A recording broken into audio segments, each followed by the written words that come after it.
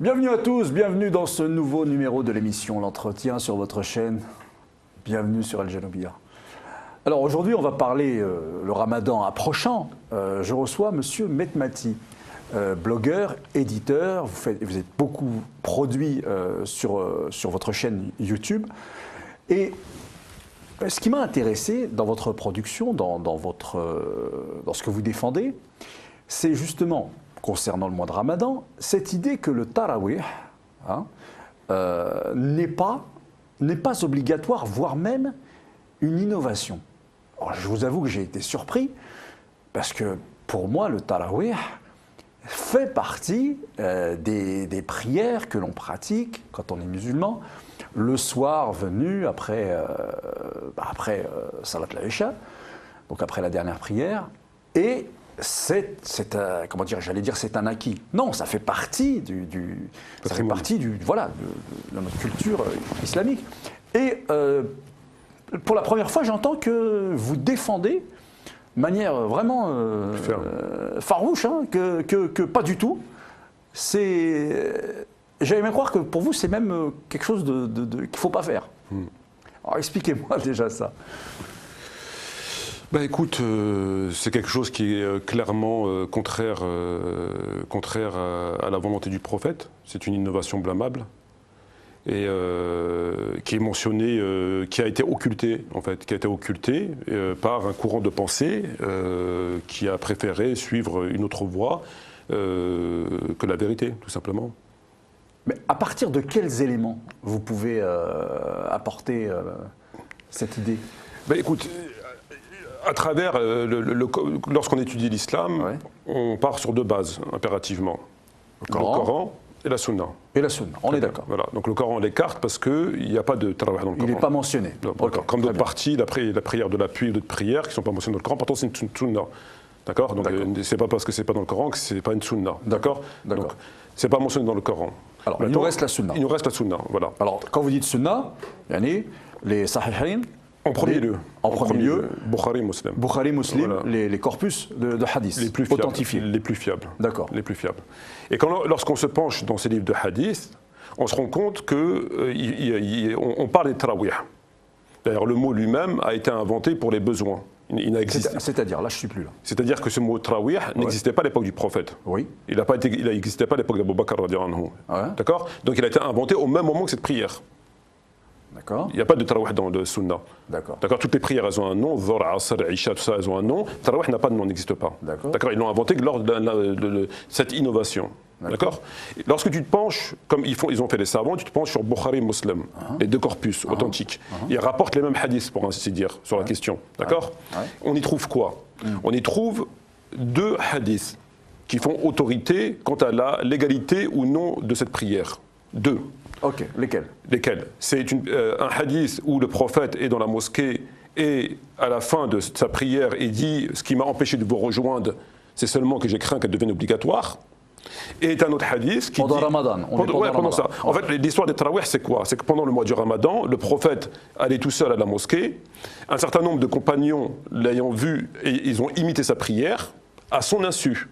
Ils n'ont pas prié avec lui, ils ont prié à son insu. Et malheureusement, une partie des savants n'ont pas dit la vérité.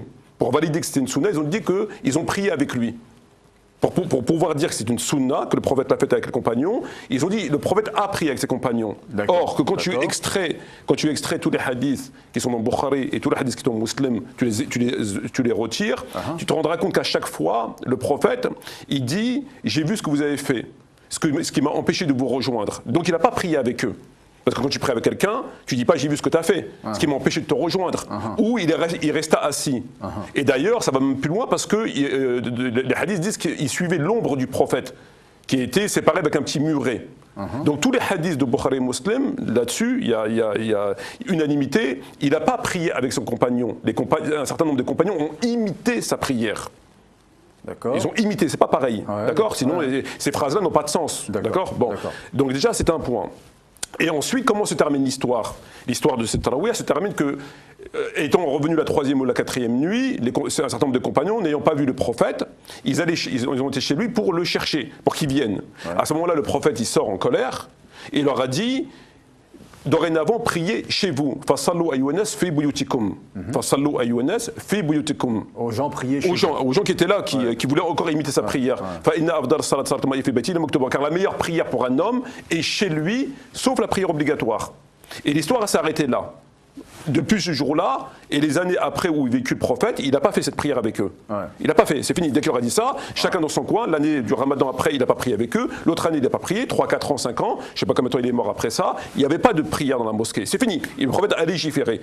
Priez chez vous, il ne faut pas venir à la mosquée. Il est mort. Okay. Quand il est mort, Abu Bakr il a pris le pouvoir, durant le premier calife, il est resté environ 2 ans et demi au pouvoir, il n'y avait pas cette prière. Il n'y avait pas, on ne connaît pas ce rassemblement. Et c'est durant la deuxième période du califat d'Omar ibn Khattab qu'il a institué cette prière. Qui? Omar, le deuxième calife. Ah, pas Abu Bakr. Non, il ne la connaît pas, ça n'existait pas à l'époque d'Abu Bakr. Donc le deuxième calife, Omar ibn Khattab, a institué cette prière. Voilà, parce qu'il a vu des gens prier séparément dans la mosquée, lui est venue l'idée de dire tiens, je vais la rassembler. D'accord? Sauf que une partie des savants ont trompé les musulmans sur 2 points fondamentaux. Ah. 2 points fondamentaux. Le premier point fondamental, c'est qu'ils disent que le prophète a prié avec ses compagnons. Donc c'est ce que vous disiez tout à l'heure. Voilà, alors que je t'invite à examiner les textes, tu verras qu'il n'a pas prié avec eux. Sinon, il faut nous expliquer pourquoi il a dit ce qui m'a empêché de vous rejoindre, dites-vous ce que vous avez fait, etc. Premier point. Deuxième des points, c'est qu'ils ont pris un hadith, dans la science du hadith, qui est amputé. Amputé, ça veut dire que dans la science du hadith, il y a parfois des fragments de hadith. Tu comprends ce que je veux dire? Il n'est pas complet. Et ça existe, c'est une science exacte. C'est une science qui existe dans le hadith.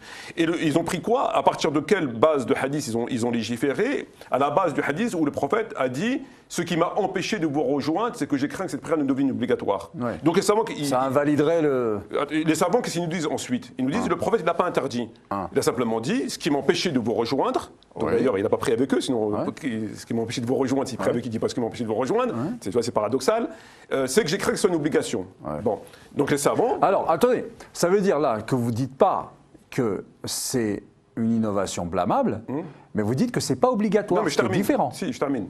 Ouais. C'est là où ça devient intéressant. C'est que les savants, donc on fait une manipulation par rapport au fait qu'il a prié avec le prophète, mais ils n'ont pas prié avec lui. Ça, c'est un point, on l'écarte. Ouais. Deuxième des points, ils te disent le prophète ne l'a pas interdit. Ouais. La preuve, le hadith Bukhari Muslim dit quoi? Ce qui m'a empêché de vous rejoindre, c'est que j'ai craint que cette prière ne devienne une obligation. Ouais. D'accord? Donc tu dis il n'a pas interdit. Ouais, il a simplement dit c'est tout. Donc maintenant il est mort, on peut la faire. Ouais. Sauf que ce hadith n'est pas complet. Il manque un morceau.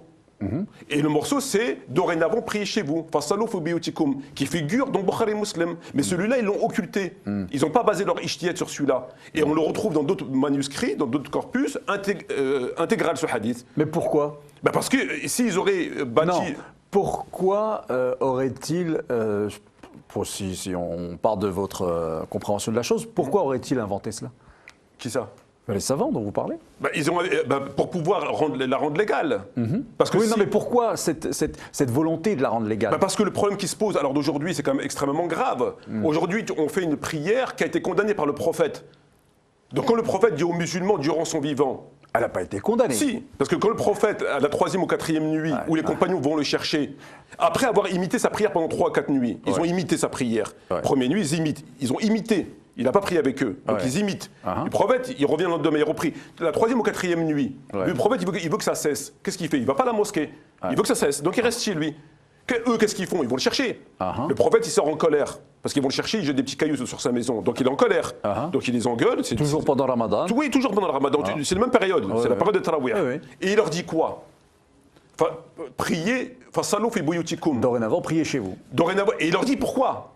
Parce que la prière que tu fais chez toi, elle est meilleure qu'à la mosquée. Parce qu'on ne fait que les prières obligatoires à la mosquée. La mosquée, c'est pas fait pour faire des prières surrogatoires. Donc là, les savants, ils doivent se saisir de ce hadith pour dire le prophète vient de légiférer. Quand il dit fasallu fi buyutikum, c'est un impératif. Prie chez toi, il te dit le prophète. Donc à partir du moment où le prophète il a légiféré par cette parole, on ne peut plus le faire autrement. Parce qu'il vient de légiférer, il vient te dire prie chez toi, il ne faut plus revenir. Il a légiféré. Non, prie chez toi, il n'y a pas faut plus revenir, là vous l'ajoutez. Non, si. Prie chez toi, ça ne veut pas dire faut plus revenir. Non, si, ça veut dire faut plus revenir. Parce que quand le prophète parle, quand il dit, quand il parle, il dit fasallu ayyunas fi buyutikum, c'est un impératif.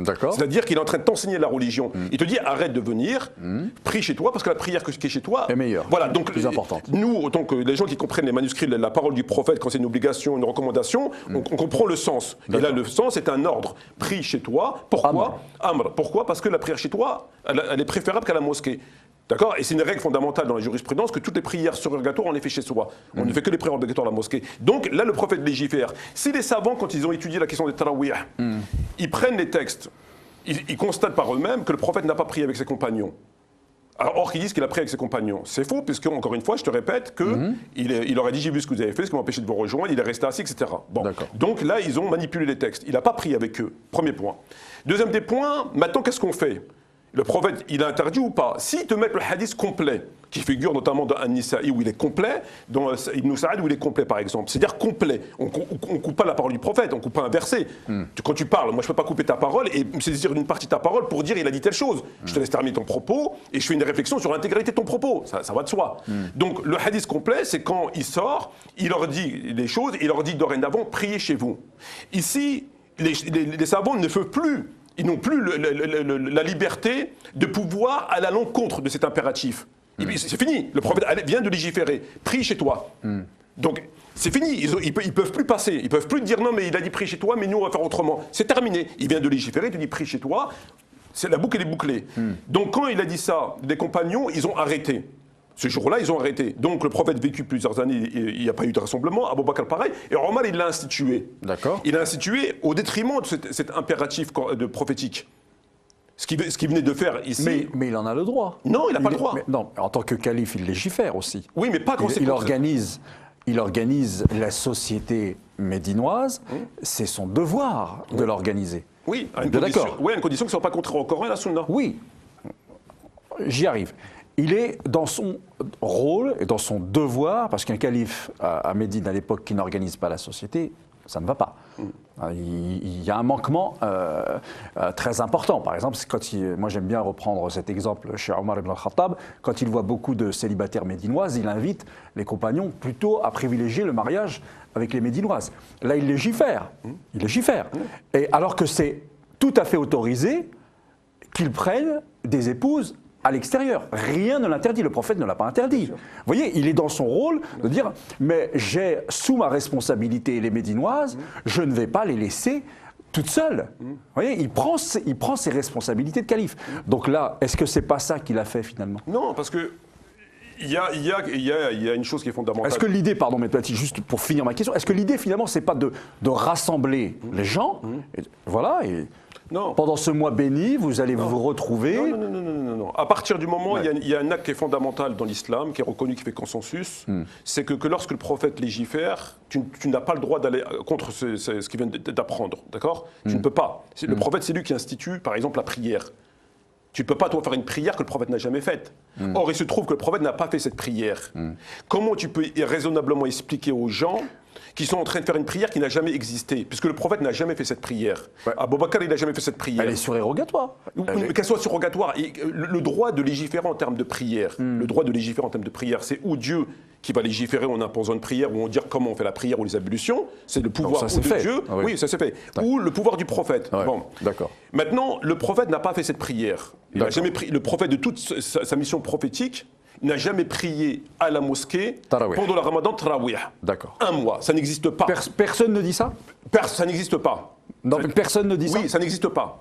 Personne. Oui, personne, ça n'existe pas. C'est pas la peine, ça n'existe pas. Okay. En d'autres termes, les savants, l'honnêteté des savants, c'était de quoi? Quand ils prennent les corpus, ils regroupent, on appelle ça un recoupement, parce que les hadiths sont morcelés, c'est la science du hadith. Ouais. D'accord? Donc c'est pas comme tu prends un livre et tu lis, puis ce qu'il y a écrit ici, c'est tu peux t'en saisir et faire un ijtihad. Tu peux pas faire ça dans le hadith. Il faut aller chercher. Comme dans le Coran. Le Coran, tu as des versets un peu partout sur la répudiation, dans la vache. Donc tu peux pas prendre le premier verset, tu dis voilà, tu comprends? Donc tu es obligé, un des actes impératifs à faire, quand tu lis le Coran ou la Sunna, tu prends Bukhari et Muslim, les plus authentiques, tu regroupes tous les éléments sur la question et tu vois ce qui en ressort.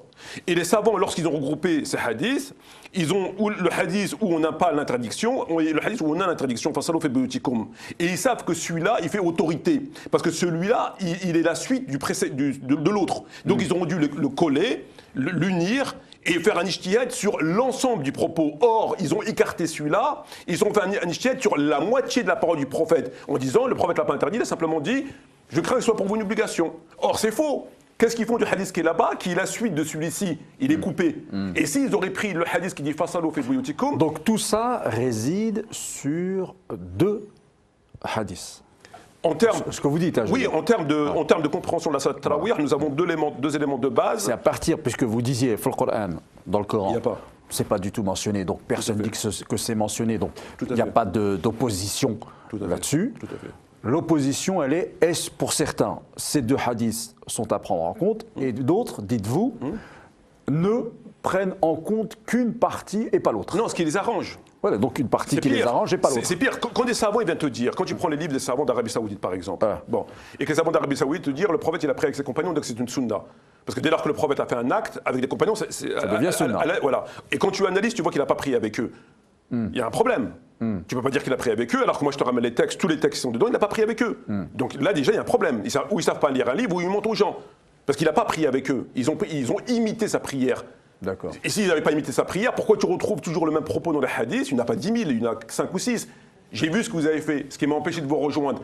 Tu comprends ce que je veux dire? Quand tu pries avec quelqu'un, tu dis, dès qu'il s'est rendu compte de notre présence, il est resté assis. On a imité son ombre, il y avait un petit muret. Donc tous les hadiths te donnent les indications selon lesquelles il n'a pas prié avec eux. Donc il ne faut pas dire qu'il a prié avec eux, premier point. Et le deuxième des points, c'est que les savants qui maîtrisent la science du hadith, ils ont un hadith qui est amputé, ils auraient dû l'unir, prendre le hadith qui dit telle chose, l'autre qui termine, l'unir, et avoir le texte complet, et dire effectivement, le prophète a dit telle et telle chose, et il termine sa phrase par « Fasalou fi buyutikum ».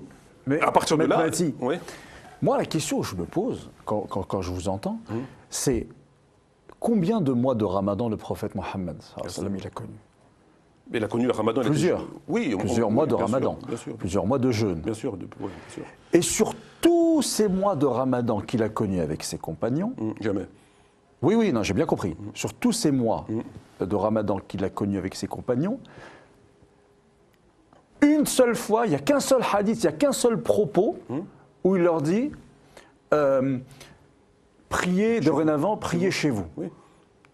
Oui, c'est logique. Pourquoi c'est logique? Parce que c'est logique, parce que quand Allah a légiféré le ramadan, donc les années passent, on n'a pas de cette question de vouloir aller voir ce qu'il fait le prophète dans la mosquée. Un beau soir de ramadan, comme ça, entre guillemets par hasard, il voit que le prophète prie dans son coin. D'accord? Donc, limite, 2 limites. D'accord? Donc, ils sont un petit nombre à faire comme lui. À faire Ouais. comme lui. Bon, le prophète, il dit rien. Il arrive, il prie Allahu Akbar. Ils sont un peu plus loin, un peu partout, il les imite. Il dit rien. Dès qu'il se rend compte, il reste assis. Il arrête. D'accord? Il rentre chez lui. Le lendemain, il revient, il prie. Il imite. Pareil. 3e, 4e jour, il vient pas. Ils arrivent dans la mosquée, il n'est plus là, le prophète. Ils vont chez lui, ils jettent des cailloux. Ils vont chercher. Il n'est pas content, le prophète. Ils vont chercher la nuit, etc. Il n'est pas content. Il sort, il les engueule. Bon, je crains que cette faute soit avec, etc. Et là, il légifère. Fasallu ayyunas fi buyutikum. Fasallu ayyunas fi buyutikum, en colère. Pendant les nuits de Ramadan, priez chez vous. Voilà, C'est ça que- fasallu ayyunas fi buyutikum, fa in afdal salat fi baiti ila maktuba. Les compagnons, ils entendent ça, ils s'arrêtent. D'accord. Ils s'arrêtent. Le prophète nous a engueulés, on l'a énervé et tout, ils arrêtent. L'autre ramadan arrive. Il n'y a pas de rassemblement. D'accord. L'autre ramadan arrive, etc. Le prophète, il meurt. Donc l'affaire est réglée. L'affaire est réglée dans le sac. Le prophète vient de légiférer. Et durant la deuxième partie du califat de Omar, celui-ci, voyant des gens prier éparpillés dans la mosquée, il dit tiens, pourquoi je ne vais pas les réunir? Et il réunit les gens et il a fait cette innovation. Voilà, tout simplement.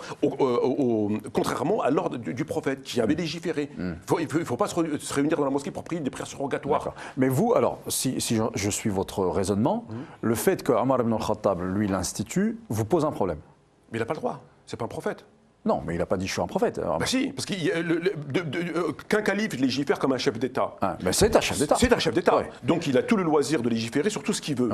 À une condition. La responsabilité. Même. Il a responsabilité, à condition qu'il ne touche pas à la prière parce que ça fait partie du ressort divin et prophétique, et que quand il fait une chose, elle ne soit pas contraire à l'institution prophétique. D'accord. C'est-à-dire, Donc pour vous, elle est contraire. Ben oui, parce que tu as un ordre, il te dit prie chez toi. D'accord. D'accord. Donc s'il te dit prie chez toi, il vient de légiférer. La loi vient de tomber. Il a légiféré. Alors, si par exemple, pour revenir à ce qui à aujourd'hui, ce qui se passe aujourd'hui, vous savez que les mosquées, pendant le mois de Ramadan, sont pleines. Le soir. Bien sûr. Les gens se trompent? Absolument. À 100%. Ouais. Mais les gens se trompent, c'est simple. Parce que si tu t'interroges quelqu'un, une prière ne peut être comment tu peux faire une prière qui n'a pas été faite par ton prophète?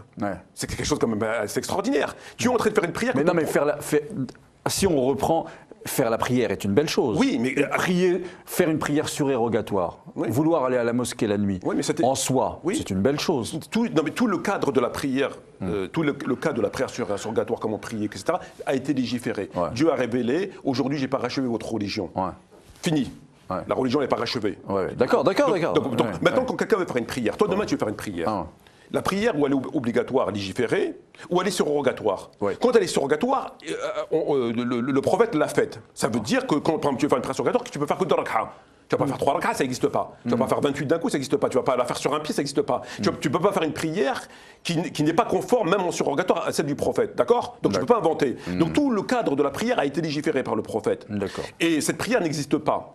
Donc maintenant, pour pouvoir venir imposer une prière aux musulmans, il faut être prophète. Seul un prophète peut venir légiférer une prière. Tu comprends? Et le prophète ne l'a pas fait. Donc tu ne peux pas légiférer.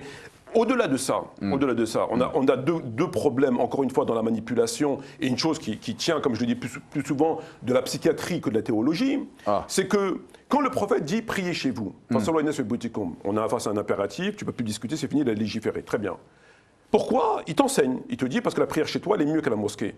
Alors là, on dirait que c'est de l'ordre du conseil. Non. Prie chez toi, c'est mieux. Je t'explique. Ça ne veut pas dire prie chez toi parce que c'est interdit de venir à la mosquée. Non, je t'explique. Il faut bien analyser les choses. Quand tu prends la phrase, il n'y a pas que prie chez toi parce que c'est mieux, etc. Tu as un impératif. L'impératif demeure un impératif. Fasalli fi baytik. Quand le prophète parle dans ce cadre-là, dans ce cadre bien précis, ça veut dire il ferme toutes les portes. Fasalli fi baytik, c'est fini. C'est fini. Bon. Donc on ne peut pas revenir là-dessus, dire ce qu'il y a avant, annule là. On ne peut pas revenir là-dessus. Maintenant, on a la phrase, la prière fi baytik, elle est préférable, elle est mieux qu'à la mosquée. Maintenant, quand tu analyses cette phrase-là, la prière, il n'y a pas de prière qui est mieux ou pas mieux. C'est-à-dire qu'une prière, c'est une prière. Tu pries, tu adores Dieu, Il n'y a pas de degré, etc. À part que tu l'as fait le mal. Bon. Pourquoi les musulmans, aujourd'hui, s'évertuent à faire une prière qui est moins bonne? Moi, le prophète, il vient me voir. Il me dit, prie chez toi, ta prière, elle est mieux. Elle est mieux. Pourquoi? Je dis non, moi, je préfère une prière qui est moins mieux. Je vais à la mosquée. J'ai trop de hasanat, en fait, quand j'en ai trop, je vais à la mosquée. Ça n'a pas de sens. Le prophète t'enseigne, tu veux des hasanat, tu pries pour plaire à Dieu, tu pries pour avoir des hasanat, tu pries pour que ta prière soit conforme.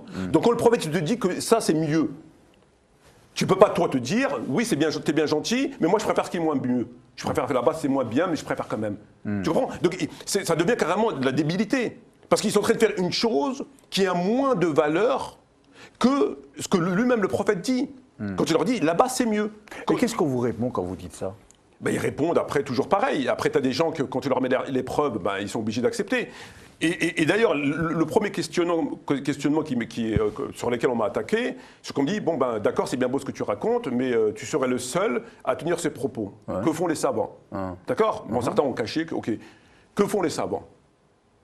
Maître Machi, au XXIe siècle, a découvert ça. Il est plus intelligent que tout le monde. Ben, je te fais savoir que ça a été dénoncé par des compagnons. Ça a été dénoncé par des tabi'in. Le propre fils d'Omar ibn Khattab ne disait pas tarawih. Tu prends le livre de l'imam Shatibi al-Muwafaqat. À l'intérieur, il te dit que des compagnons ne faisaient pas tarawih, ils rentraient chez eux. Parce que ce n'est pas une obligation. Non, ça c'est nous qui disons. La contestation de cette prière, à l'époque d'Omar, vient à l'époque d'Omar. C'est-à-dire à l'époque même d'Omar, des gens ont contesté déjà cette prière. Ils ne disent pas ceci, cela, mais ils l'ont contesté. C'est-à-dire la contestation ne vient pas d'aujourd'hui. C'est pas aujourd'hui que quelqu'un est venu contester. C'est-à-dire, mais ça, ils l'ont caché. Ils disent pas que ça a été. Ils te disent c'est un consensus, ijma'. Donc il y avait un Metmati déjà du temps de Omar. Il y avait les compagnons. Eux, quand ils présentent cette prière, tu dis personne n'a contesté, il y a un ijma', le consensus de savants, pas de problème, tu peux la faire. Or, c'est faux, puisque des compagnons l'ont contesté.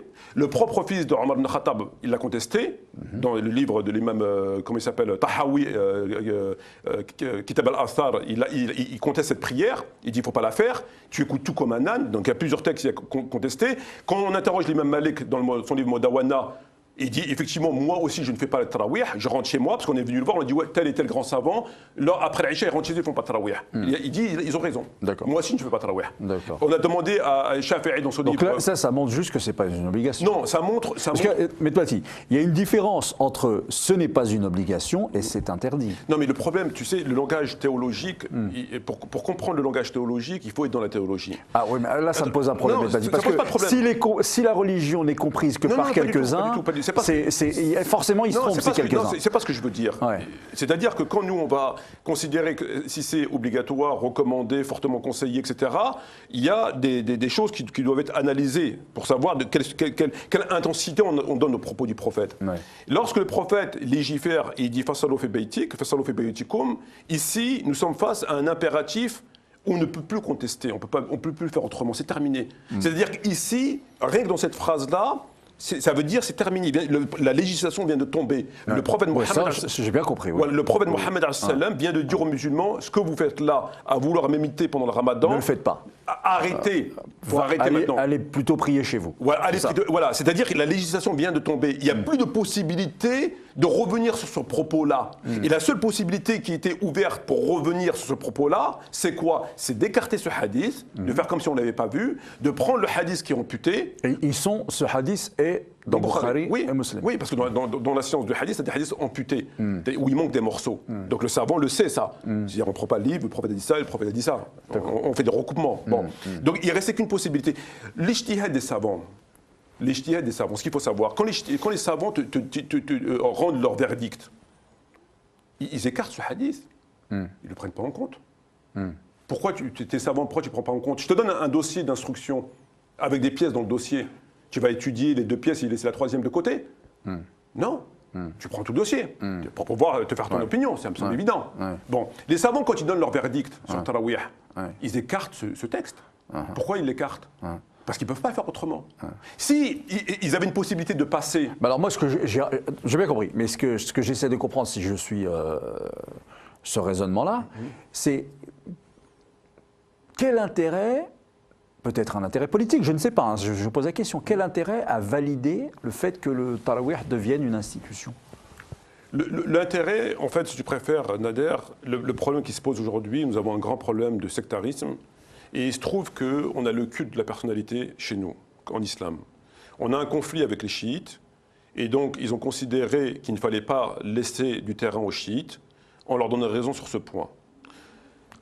Donc voilà. Les chiites, eux, défendent que le Tarawih n'est pas obligatoire. Voilà, mais pour d'autres raisons. Ouais. Pour d'autres raisons. Ouais. Tout ce qui vient de Omar, ils ne prennent pas déjà.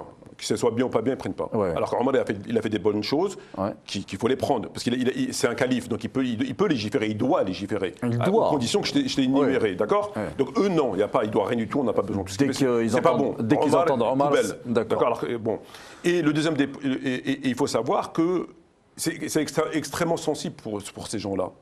Parce que la question, les savants le savent très bien que c'est une innovation. Ils le savent très très bien. Ils ont le hadith, ils savent lire le hadith. Et quand ils font une partie du chemin en disant non, prie chez toi comme l'imam Shafi'i ou l'imam Malik, ils savent pourquoi. Et normalement, ils devraient aller au bout de leurs propos. Parce qu'il ne suffit pas de dire oui, mais moi je préfère prier chez moi, c'est une sunna, pourquoi tu ne pries pas comme le prophète? Pourquoi tu ne pries pas comme Omar? Omar il fait des belles choses. Donc toi tu es savant, tu veux pas comme Omar. Donc j'ai commencé c'est une belle chose, tu suis Omar. Mais eux ils ont contredit Omar, mais de façon modérée. Ils ont dit non, mais c'est mieux de prier chez soi. L'imam Michael dit moi je ne fais pas tarawih. Shafi'i a dit c'est mieux de prier chez soi. L'imam comme Tahawi, dans son livre Kitab al-Athar, il ramène les opposants à cette pratique, le fils d'Omar ibn Khattab, des compagnons, etc. Et à la fin, il conclut dans son livre wa dhalika sawwab. Il dit ceci est la position juste. Mais il ne dit pas c'est une innovation blâmable. Pourquoi? Parce qu'il y a ce problème-là du sectarisme et du conflit, il y a des limites à ne pas dépasser. Et on ne le retrouve pas que dans les tarawih. On le retrouve dans d'autres textes qui sont extrêmement choquants, où les savants lâchent du lest, mais ils ne vont pas au bout. Quand tu prends le jour du jeudi, par exemple, où le prophète mourant dit « Donnez-moi de quoi écrire. Donnez-moi de quoi écrire, je vais vous faire un écrit qui va vous empêcher de vous égarer après ma mort. Bukhari, Muslim. Prophète mourant, souffrant dans sa maison. Omar ibn Khattab, il intervient. Ne donnez pas au prophète de quoi écrire. Il ne faut pas lui donner. On a le Coran, ça suffit. Fin de l'histoire. Embrouille parmi les compagnons de la maison du prophète. Ils se disputent. Donnez-lui, non, donnez-lui pas, donnez-lui, donnez-lui pas. Le prophète leur dit sortez. Allez-vous-en. Bon. Ici, n'importe quelle personne impartiale est consternée. Vous êtes face à un mourant. Où est le respect du mourant, du malade? Quand tu as un mourant chez toi, ton père ou ta mère, ben, je sais pas, c'est le silence, c'est le calme, etc. Tout ce qu'elle demande, tu le ramènes. Vous êtes face à un prophète. Un prophète, c'est pas quand même pas n'importe qui vient vous demander de quoi écrire. Et il vous dit, donnez-moi de quoi écrire, je vais vous faire un écrit qui n'est pas rien. Parce que cet écrit vous empêchera de vous égarer. Donc on n'a pas à faire quelque chose de secondaire. Et les textes sont concordants. Qui intervient? Il n'y a pas de divergence. C'est Omar. Non, il ne faut pas lui donner. Oh, vous en voulez beaucoup, hein. Omar revient souvent. Mais pas du tout. Les textes, ils sont là. Donc moi, autant qu'étudiant, je les analyse. Donc avant de trouver une issue défavorable, je suis à la recherche d'éléments qui puissent... C'est logique, je vois le bien avant de voir le mal. Bon, maintenant, quand on a ce texte ici, est-ce qu'on peut considérer qu'il a bien fait de s'opposer au prophète? Non. Dans le Coran, tu dis n'élevez pas votre voix au-dessus du prophète. Là, ta voix, tu ne dois pas l'élever. Donc ici, on constate, on est obligé de conclure que le fait de s'opposer au prophète, c'est pas normal. Le fait de ne pas lui donner de quoi écrire, c'est qu'on le veuille ou pas. C'est-à-dire si toi, tu arrives à extraire de ce texte une chose bénéfique pour les musulmans conforme au Coran, moi je l'entends. Tu me l'exposes, si elle est valide, je valide. Alors, pour conclure, revenons à aujourd'hui. Le fait que les croyants vont vers la mosquée pour faire les prières du soir, tarawih, pour vous, c'est, je le répète, mais qu'est-ce qui se passe? Ces prières ne sont pas valables, ne sont pas reçues. Quel problème ça... Écoute, pour qu'un acte il puisse être reçu de la part de Dieu, il faut qu'il soit fait dans l'obéissance du prophète, en tout cas pas dans la désobéissance. Or, il se trouve, encore une fois, et je le répète, la législation aurait dû se baser sur le hadith « Fassalu fi buyutikum ». À partir du moment où le prophète a donné un ordre et que Dieu a révélé ensuite « Aujourd'hui, je n'ai pas rachevé votre religion », il n'y a personne qui peut venir inventer quoi que ce soit derrière. Dans le terme des ibadat, on parle bien de terme, pas du café ou du chocolat. Donc maintenant, les musulmans, ils sont face à ce hadith. Ils désobéissent au prophète qui a dit « Priez chez vous ». Donc là, tu es dans la désobéissance. Il t'a dit, prie chez toi, tu vas à la mosquée. Pourquoi tu lui désobéis? Donne-moi la réponse. Pourquoi Donc vous les appelez à réfléchir et à ne pas le faire. Absolument. En fait. Et un deuxième point qui est très important, quand tu fais une prière ou un acte d'adoration, il faut qu'il plaise à Dieu. Pour plaire à Dieu, il faut qu'il soit agréé. Et par conséquent, ne pas être au contraire à la volonté du prophète. Et le problème, c'est que là, il te dit, c'est mieux que là-bas. Le prophète te dit à toi, là-bas, c'est mieux que là-bas. Dieu préfère là-bas. Toi, tu dis non, là-bas, ça ne m'intéresse pas, moi, je vais aller là-bas. Il faut qu'il nous explique pourquoi on fait un acte qui est inférieur à celui recommandé par le prophète. La question, elle est simple. D'accord. Pourquoi tu fais une chose que... Tu vas chez un boucher, tu vas acheter une cuisse de poulet.